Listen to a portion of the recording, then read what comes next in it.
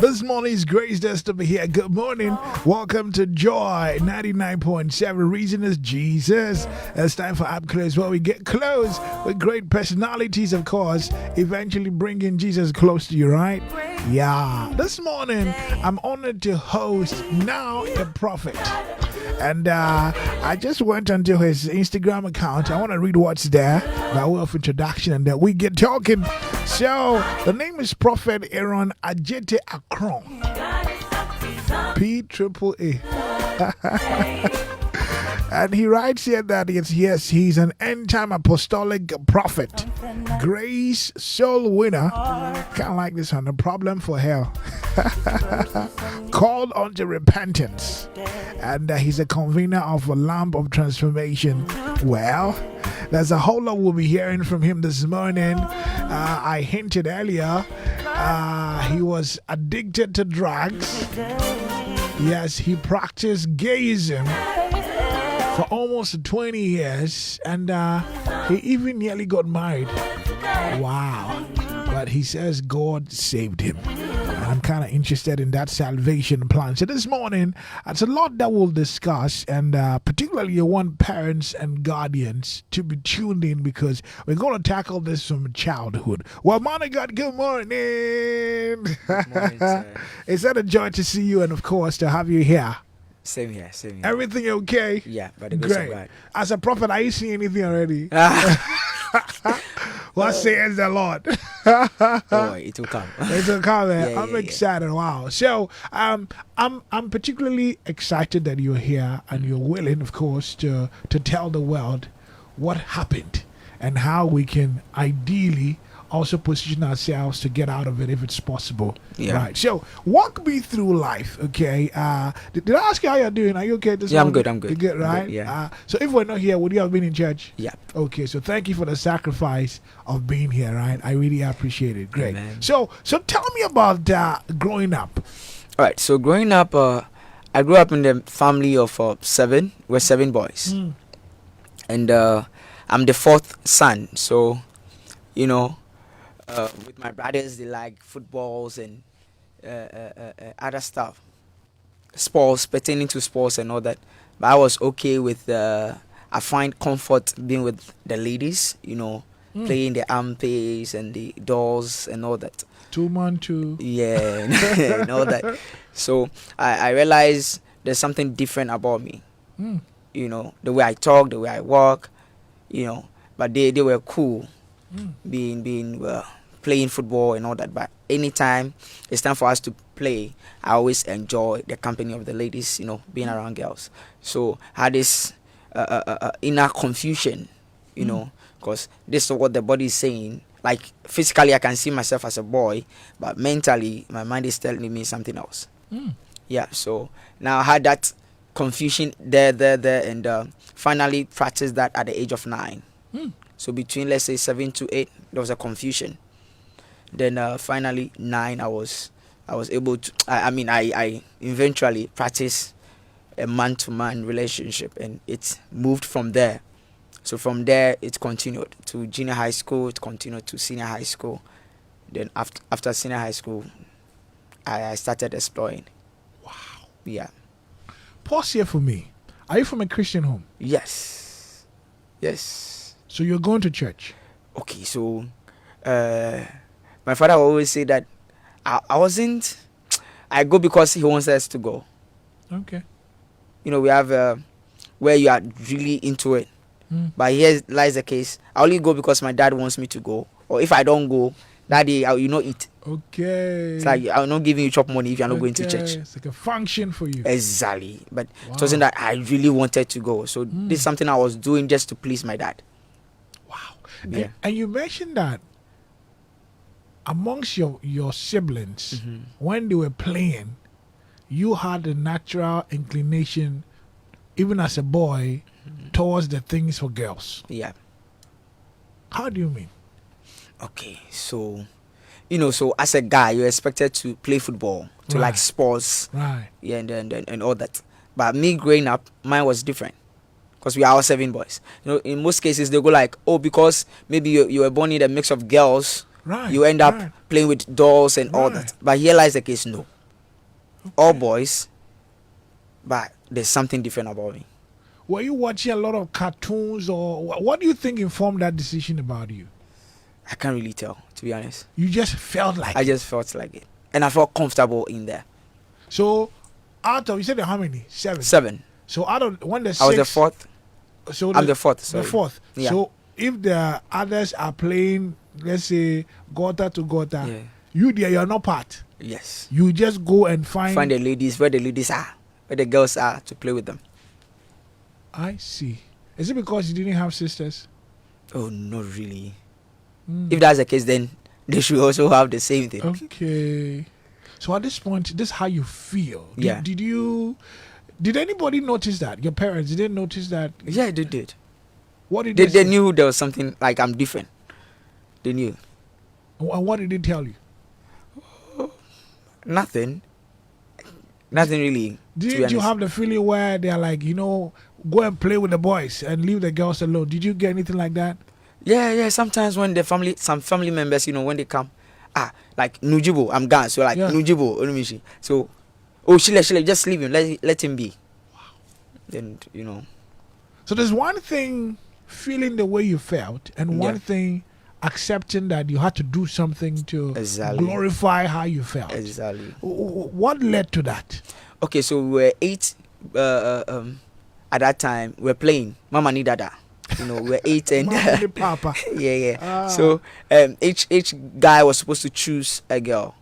We were 5 boys and 3 girls. So at the end, 3 guys had girls and left with myself and a family friend, 2 boys. Then I was like, okay, since I behave like a girl already, let me be the girl, you be the guy. And that was it. Oh, wow. So at this point, it was like play. Like play. It wasn't like anything. It's not like you really wanted to do anything. No, I've always wanted to. Oh. No, like the edges was there, To do what? The edge to do what? Like to touch a guy, just as a girl will feel for a boy. And which age are we talking about? I'm talking about 9. 9 years. Yes. Oh, wow. Yeah. And so this guy that you played with, your cousin. A family friend. Yep. You touched him. Yes, basically. What were you looking for? Mercy. What's in your mind? I'm trying to dig into your mind, because I really want parents who are listening to look at some of these traits. When you all went on your path, one boy, one girl, and you were left with you and the other guy, it was okay to admit that you were playing the role of a lady for him to play the role of a guy. But that whole setting, was there anything supposed to have happened? This mommy and papa thing. So we go like akama mini mama, akama mini. So we do what mama and dada would do.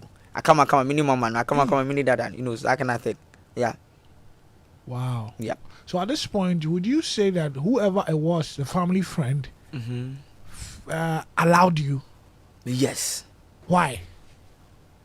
We're playing, so okay. He just assumed that I was a lady. Okay. Yeah. So at this point, it's a game. Yeah. It's a game, yes. So if you've done that, it's over. Let's go back to life. But it doesn't look like you stopped. No. So we moved from there. Anytime where there was no one around, we somehow sneak ourselves, like find a place and. The same small boy. The same. Was he a small boy? No. I think it was. He's older than me. I think 2 years or a year. And he too behaves. Yeah. No. Played along. No. So he's like a guy. Exactly. He didn't complain that he has any feelings for. No. Not at all. If you see him today, you would not even. Wow. Believe that this happened. And so you would say that you are the one who corrupted him? No, I won't say that. How would you put it? No, because at a point I realized he also had that confusion. So when it happened the first time, we have people when they try for the first time and it doesn't sit well with their soul, like doesn't agree. Their soul doesn't agree with the act. They end up. I don't want to do this thing again. No, I'm sorry, but without sounding too graphic, what do you mean? like what act at that age of 9? Did you have sex? Like kissing, touching, let's say oral sex. Let's put it that way for now. So at the age of 9, how do you know all of this? From TV or? Yeah, from TV you can see people kissing. Oh wow. Yeah, so okay. So we pick that from there. You see people kissing, a man and a woman kissing. So as soon as I said, let's assume that I am the lady. So that he has that imprint, like imagination that this is a girl now. When you did it for the first time, did you feel guilty? No. As I said, I've always had that edges already, like, and looking for the opportunity to just try and see how it is. Wow. Yeah. So day one, you are done. We've gone to our separate homes. What was happening? You still had the urge to go and look for this guy again? Okay, so he happens to be a family friend. So all the time he's around. Yeah, could you me? Yeah, could you? So always he's around. You know. And who calls who? At this point, you were the one recruiting. No, basically he can call at any time. I can also call. Then he says that what? He wants to do something with you. Okay, so we have at that time we have signs that tells that even let's say we are all together with my brothers, with other friends, watching TV. He has a way of tapping me to know, let's leave here, let's leave them and go. And go and smooch. Yes. So he'll just do that sign, then leave first, then I'll follow. At this point, you knew that, Charlie, Yes. this is it. You liked it. This is what we are doing. This is what we're up to. And you enjoyed it. Yes. You never felt bad about it. Yes. Okay. At this point, were you not afraid you'd be caught? Yes. You were? Yeah. Because you knew what you're doing was not right. Exactly. Did you tell anybody apart from him? No. Okay. Growing up, no. Okay. No. Prophet Aaron Akrong is my guest this morning on Up Close, and yeah, it's revealing. Let's continue. Right. So, yes, at this point, you've understood that this is the game the both of you are playing. You were still going to church. You were still hanging around with your family, but you were not telling anybody. Nobody. And so this continued till when? It's continued to 2018. So, 21st September will be 5 years now. I gave my life to Christ. Give me an age range. You said around 9 you were into this. Yeah. You and that family friend. Yeah. It went on for how many years? Okay, so my first practice was 9. So went on to I think till I was 27 or 28. No, 20, I think 27. With the same family? No. I advanced. I just I moved on. Yeah, Yeah. Wow. So I started meeting people now and exploring. I'm curious, when you see you started meeting people, at this point you were not satisfied with having your family friend. You felt you needed to explore. Exactly. And what age was this? Oh, I think that was in senior high school. After junior high, so in senior high school. In senior First high. year. I went on Facebook, went on Instagram, you know. Looking So- forward. No, I just post my picture. Someone will like, oh, you're a nice person. You look good, you know. So it's gradually, oh, I like you. Then it keeps going. Wait. So at this point, had you come out to all your family and friends that this is what you're doing? Oh, some family members knew. I'll say one of my uncles. I've introduced a boyfriend to my uncle before. Like, this is the person I'm going out with. And I remember one uncle called me. At that time, they wanted me to go to school. So after senior high, I left home. I joined some gang and all that. Not coming back home. And my dad was really worried about it. So my uncles, you know, they got to know he's not home. So they called me. And I remember one uncle telling me that, Charlie, school, like go to the school. When you are done, this Kojobesia thing, like, you get more people, plenty people come. I mean, upcoming people are coming. You have all that. So just make sure you go to your school and When you are done, when you are done, you can do what you want to do. Because they realized I wasn't into school. I just wanted to enjoy life. What was happening at home? You said your father was worried. To what extent? Because at this point, it feels like Charlie, OJD. Yeah. So he actually had to come out and then look for me, like where I was staying, because I didn't tell anyone. And someone saw me and told him, "Oh, your son is here. I mostly see him here." So he came over to where I was. I wasn't there at that time, and he saw them. He spoke to them. This is my son, and I just want him to come home and finish school and all that.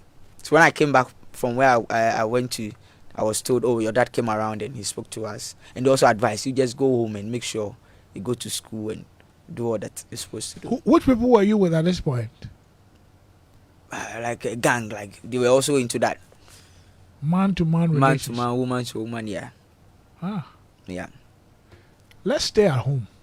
At this point, you are 7 in number. Yes, please. All boys. Yes, please. Your father and mother Yes. definitely cares about you. You are now the, shall I just say, the odd one out. Yes. Did they call a family meeting? Did they wake you up at dawn? Did they ask you what's wrong with you? Okay, at a point, I remember I brought friends home, and my dad was like, why are your friends dressed up like that? Like, how were they dressed? Okay, so like the way they were behaving, Uh-huh. they had lipstick on and all that. These are boys. Boys. Huh. Like, why? So I have this defense mechanism. Like, you call me like, what are you trying to say? And I remember one time my dad called me, said, I heard this what you're doing. I said, no. How can you? Who said that? Like, you denied it. Yeah. You know. You didn't need help at this point. This is what you wanted to do. Exactly. How do you think your parents felt? But I remember one time my mom called crying. You know, it's like, oh, they say you're into this, you're into that, and as I told her that, I'm a be a julogia, all that. You're all sinners. So if they are complaining or say that to you, just when they ask or they tell you next time, tell them they'll be a banye. You know, so you were defending. I have that defense mechanism to cover up. So, if you say you're coming from a Christian home, did you feel like this was really, really wrong? Okay, so that's the point. Back in senior high school, we have people where those who know me back in senior high school, anytime the topic comes up about this whole thing, gay thing, I challenge them. I go like, this is not something we asked for. This is not something I was taught. But let's say naturally or unnaturally, because it is unnatural, but naturally that's how I feel. So why should my feelings be a sin? I'm not killing, I'm not stealing. This is something I feel within. So why should it be a sin? So they all get confused. They can't answer. Okay. So always I have this mechanism, like defense mechanism. Why should it be a sin? This is how I feel. Why should my feelings be a sin? Or why should I be judged on what I didn't pray for or ask for? You understand? So yeah. Wow. Because that's how I was feeling, and I've heard at that time I heard people saying, "Oh, they try stopping." I've never tried stopping before. They try stopping and it didn't work out. I was like, "This is who you are. Just accept who you are." Okay. So at this point, you felt that the act of being girlish, if I could put it that way, was inborn thing. Yeah. Because I found peace where there was comfort, peace. Wow. It's a whole lot. I wish I can say more, but you found peace in this chaos. Yes. I see. Quite interesting there. But really, I appreciate you sharing this on the journey with us. So now it's clear that this is your life.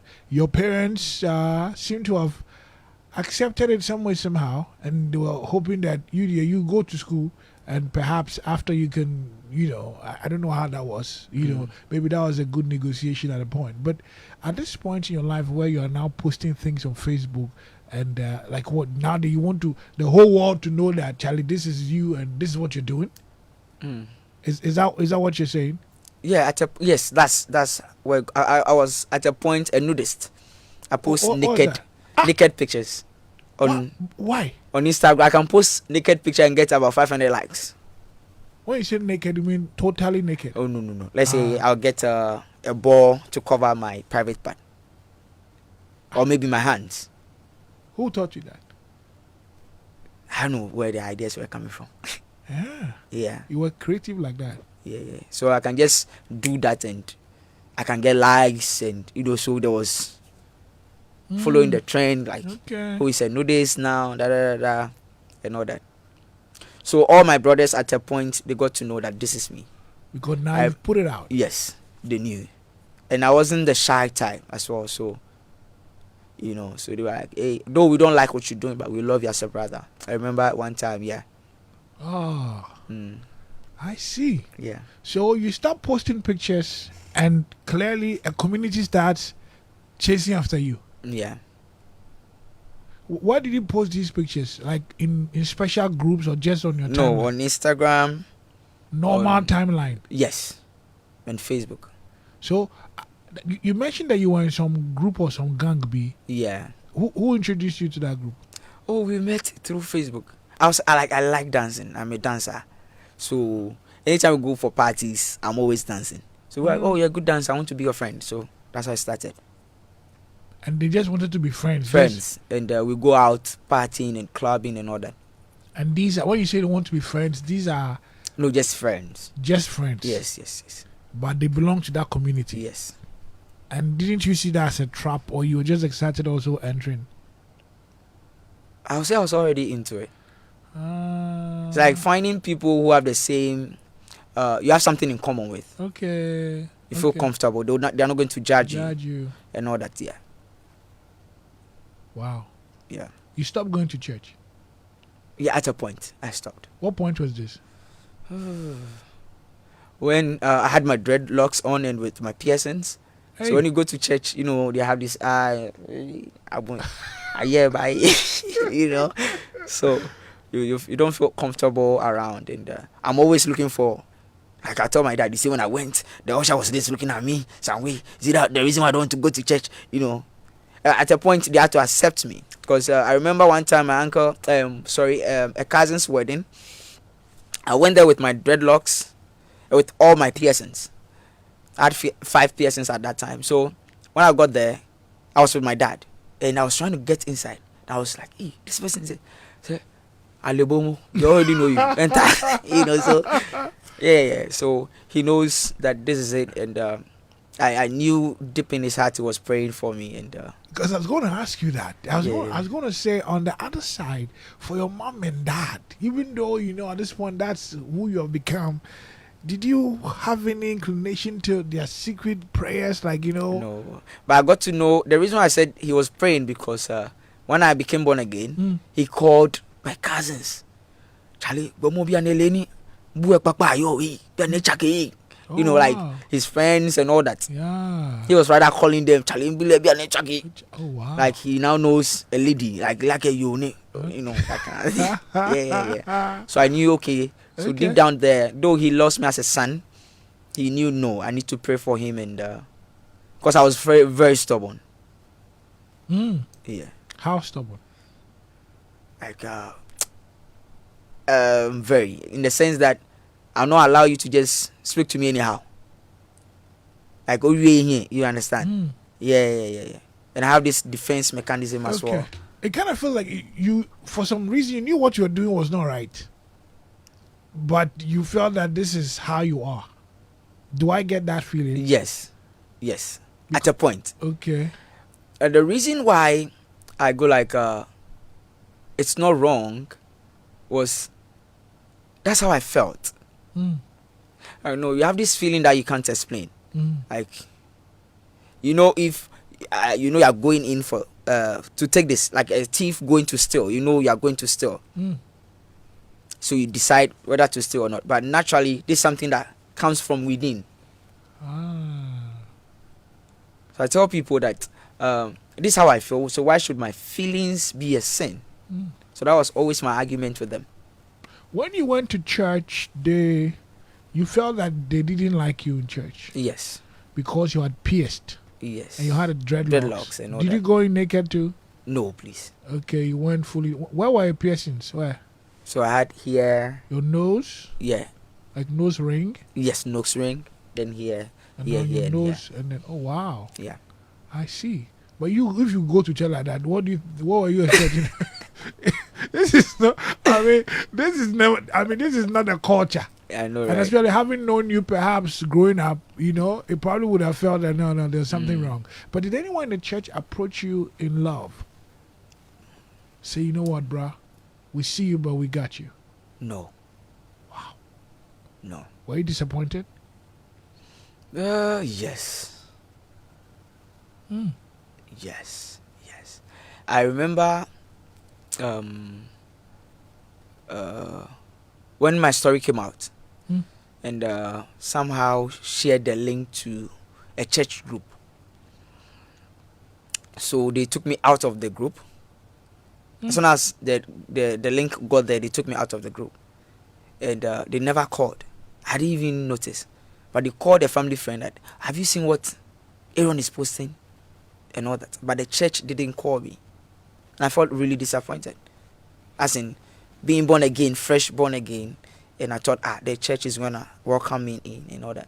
So that's why I stopped going to that particular church. Anyway, so they didn't call me, but they called someone else to ask about all these things. So I didn't get to know about it till, I think, 3 months later, where we're talking about something. Oh, that in the church group, we're supposed to be here. I said, okay, I haven't received the message yet. That's like, So I realized I was taken out long time ago. So the same person they called that time was the one I was sitting with. So then he was like, yeah, they called me about you some time ago. But they didn't call me. So who called? So I took the phone, I called, whoever called. It's like, with all due respect, I realized you've taken me out of the group. And yeah, he said, you don't even come to church, so we don't know whether you are part of us. I was like, hold on. Sorry, but I'm trying to say, if your sheep is not coming to church, as a shepherd, you need to come after your sheep. Because we had that back to back. Maybe this your type of sheep there was now a goat. Yeah, but I get it, and with benefit of hindsight, you think that that's one area perhaps the church is not failed. Yes, they failed you. Yes. Wow. Yes, to a point, because I think they could have, even if I'm stubborn. Come on. Did the senior pastor ever call you? No. Like, in your line of lifestyle, so to say, did you have the church folks send like a delegation to you to come and talk to you that, Charlie, Aaron, do stop this lifestyle? Did you get anything like that? No. I don't know whether they knew about it. It's possible. So it's possible. It's possible. They Yes. didn't know. It's possible. So at the church car, you were not going. Yeah, I wasn't going. Exactly. So they didn't really know me, but they knew my brothers and all that. Now, let's move forward. At this point in your life where you think you've done everything, in your write-up, I understand you were also going to get married. Yeah. Why?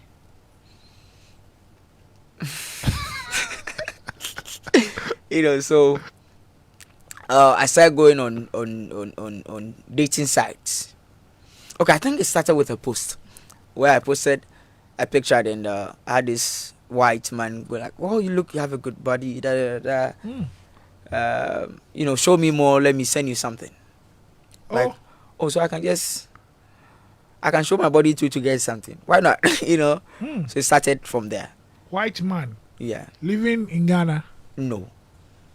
In white man country. Yeah. So, started from there, and it's like, okay. So that moved me to the foreign land, the diaspora, moving, getting the okay. So I went international. With your pictures? Yes. What kind of pictures? Is it a nude ones? Yes, I mean both. I have one for the profile picture for the dating site. So I enter into their dating sites. Okay. We talk, like long distance relationship. Okay. Yeah, so moves from there. At a point, I met someone I was supposed to get married to earlier, but we had an issue. At a point, he even sent his ATM here. I was using this ATM here in Ghana. No, hold on. Yeah. Hold on. You are in Ghana. Yeah. You are posting pictures on normal social media. Yeah. It's not like in a specific group. No. normal. Yeah. And then some of these people who practice it Mm. saw the picture Mm. and then started DMing you. Yeah. And you're saying that somebody in Abroad Yeah. abroad Yeah. Yeah.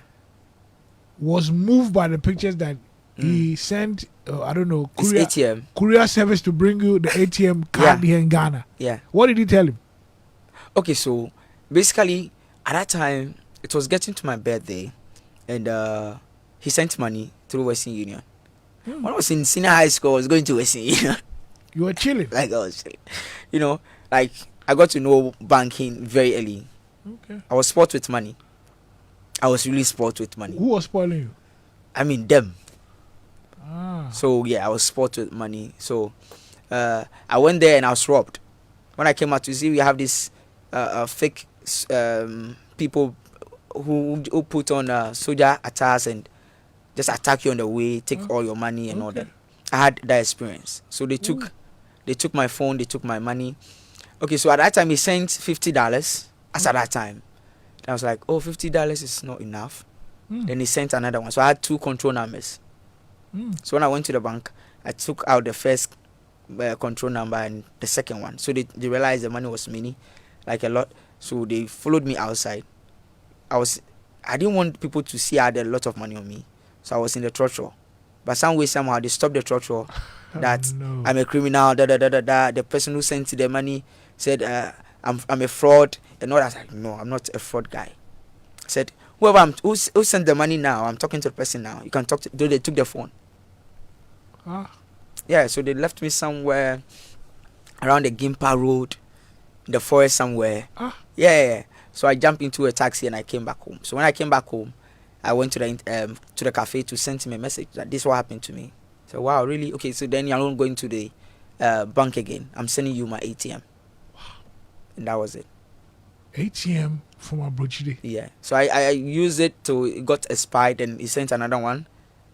There was big money on it. Oh yes, I was stealing. So why did you think the person did that? I mean, it's a long distance. It's not like he's getting anything. Or he was getting something. Oh yes, via Skype and all that.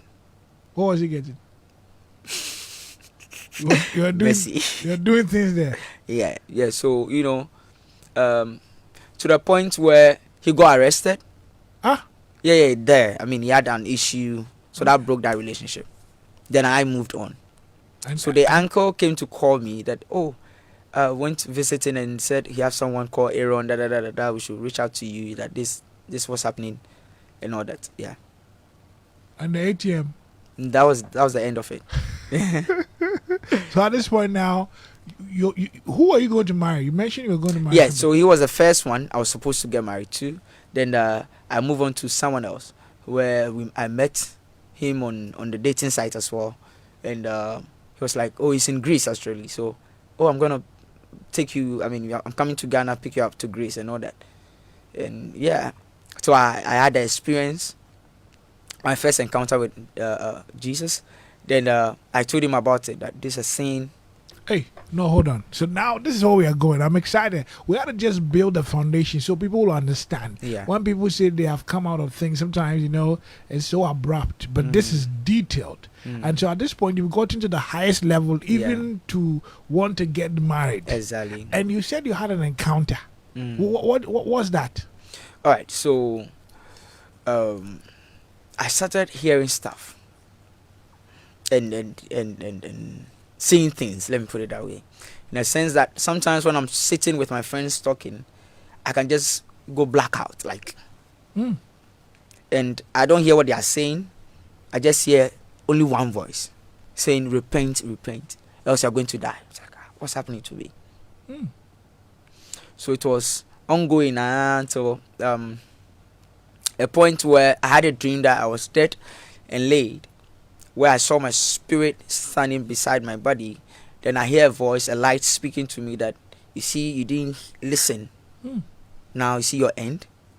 So I was crying and I woke up with tears. And a friend of mine also had the same dream that same day. That I saw you being laid. I also had the same dream today. I don't know why it keeps coming. So before that dream, I had a dream that I was kidnapped to a place where we had people coming in. I mean, people with money, like they were like, we want you to take this position. And I keep telling them, no, I don't like this position. So no, you just take it. We are going to make you famous, whatever. You are going to get money, whatever you want. I said, no, I don't want it. I want to serve God. So it's like one initiation B, but my spirit wasn't allowing it. In the dream? Yes, in the dream. It's like, no, I don't want it. No, I don't want it. I want to serve God. And they said, oh, we've heard a lot about you. So at that time, my nickname was Faroni. So they were like, oh, we've heard a lot about you. You are doing the most. I mean, you've been here. They were in the dream telling me where I've been to and what I've done. So for that reason, we think you are the right person to take this position. I said, no, I don't want it. So anytime I want to escape from the dream, they'll release dogs to chase after me. Then I'll be caught. They caught me the first time. The second time, I saw a friend of mine who also joined. And when we were trying to escape, I was able to escape, but with him, no. He was caught. And I just got up. So that was the first dream before the last one before I gave my life to Christ. So the last one was, I saw myself being laid and I was dead and crying and all that. I woke up and I was in tears. I went to school. My friend was like, I had a dream about you and I don't joke with my dreams. So okay. So I was there. Then Reverend Timothy Bentum at that time. Shout outs to him. That's my spiritual father, wherever he is. May the Lord bless him for how far he has been patient with me. I mean, so I had my dreadlocks and I remember when I was in school, he would tell me, let's go for evangelism. At that time, I was high on weed. Like my eyes is rolling. He was like, hey, let's go for evangelism. So fast forward to that very day, on the 20th September, I had a dream. Okay, sorry. Before that, I remember going to Reverend Timothy Bentum's church. Then there's this man of God that came.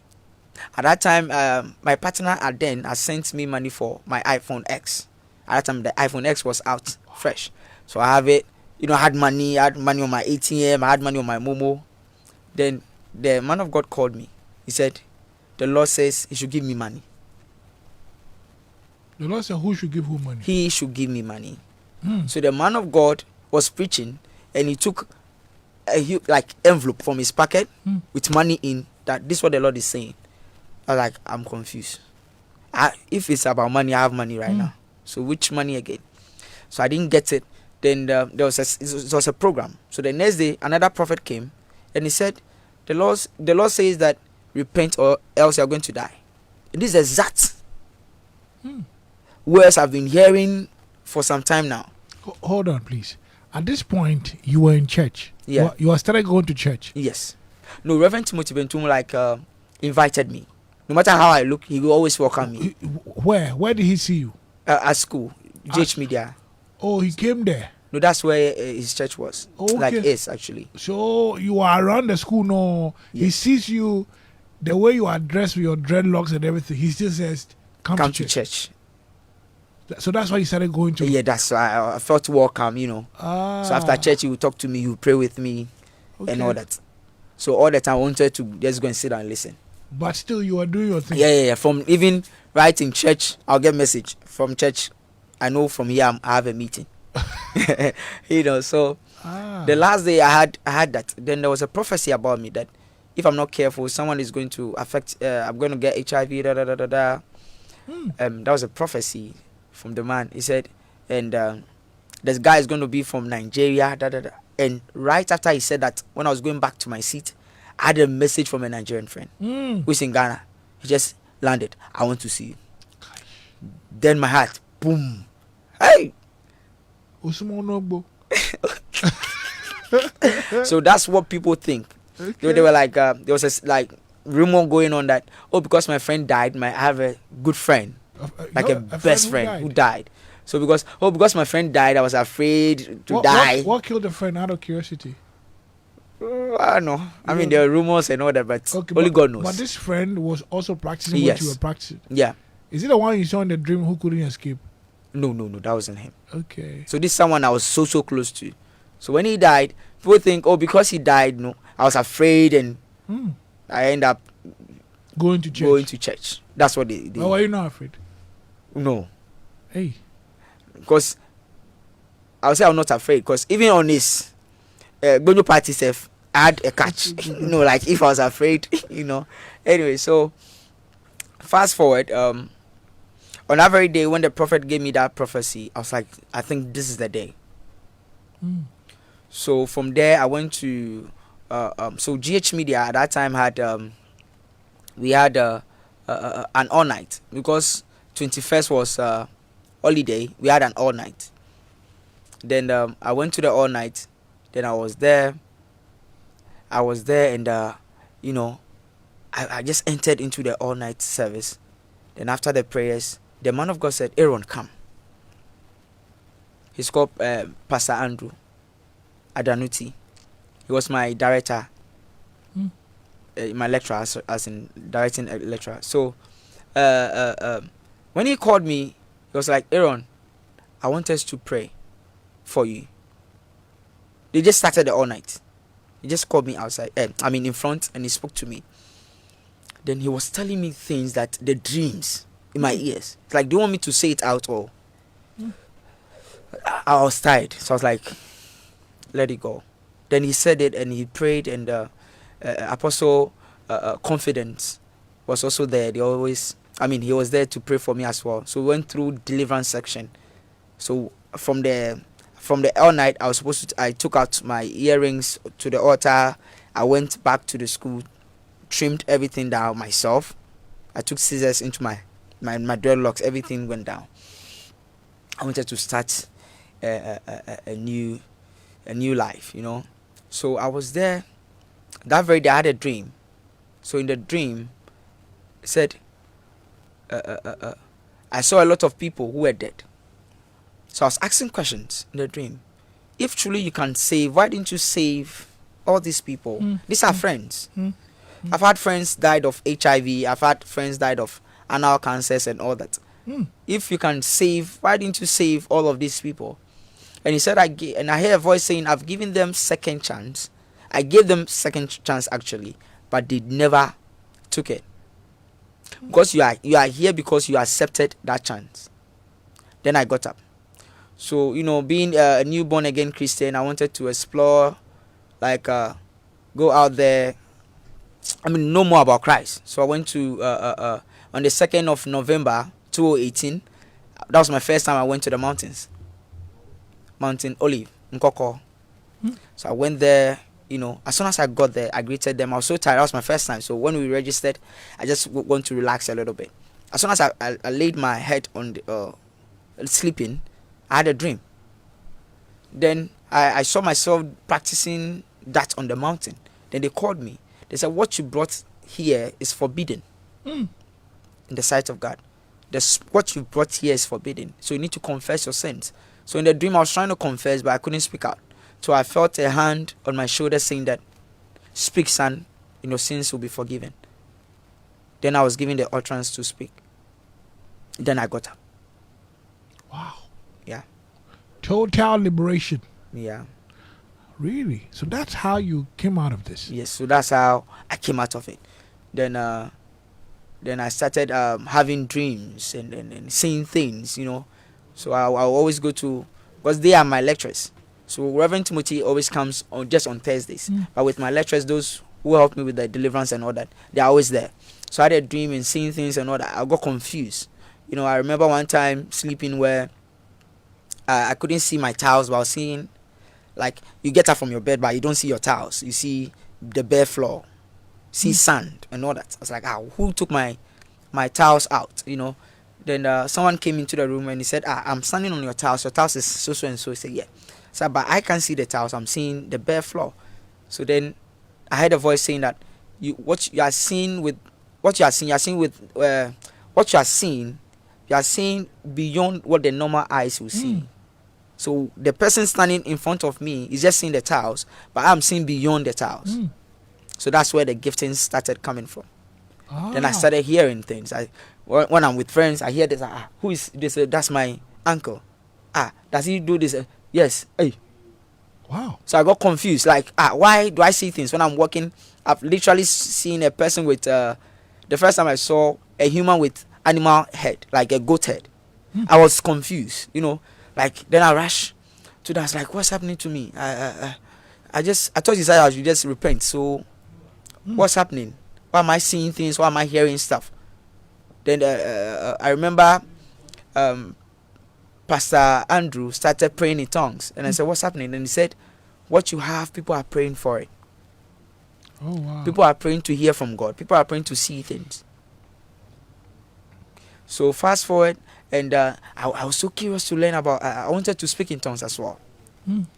So I didn't learn how to speak in tongues in church. So I was reading my Bible on my phone. And then I moved to, and I love this song. When I gave my life to Christ, I mean the early stages. Bononie Jometal. Oh, wow. So always in school, my friends know me, so they're like, "Hey, Bononie!" So it's always there, and I was listening to that song. So whilst I was listening to that song, reading, I went to the hostel. Tried at that time, all the finances cut. Because the person who is going to get married to me, I told him I'm giving my life to Christ. Wow. That we should stop this relationship and all that. Then he was trying to convince me that they're trying to brainwash you. Don't worry, Christ loves you the way you are. Come, don't worry, I'm coming to Ghana to pick you up. No. And I said, no, I'm not interested. Wow. I said, no. I'm not interested. I want to serve God. And that cuts that relationship. So at that time I was on campus. Getting home was an issue. So I went to the hostel. These are friends I've been good to. So when I go like, I don't have any, they are willing to help, So they were like, don't get this and go home. So as I was going back home, they called me like, someone wants to talk to me. When I got there, the girl was high on weed. Because these are people that we all, we get a weed toffee, enjoy together. The girl was high on weed. Then she was saying, she's saying a whole lot. So they thought she was just going out of her mind. Then she said, Lord Aaron is here, Lord Aaron is here.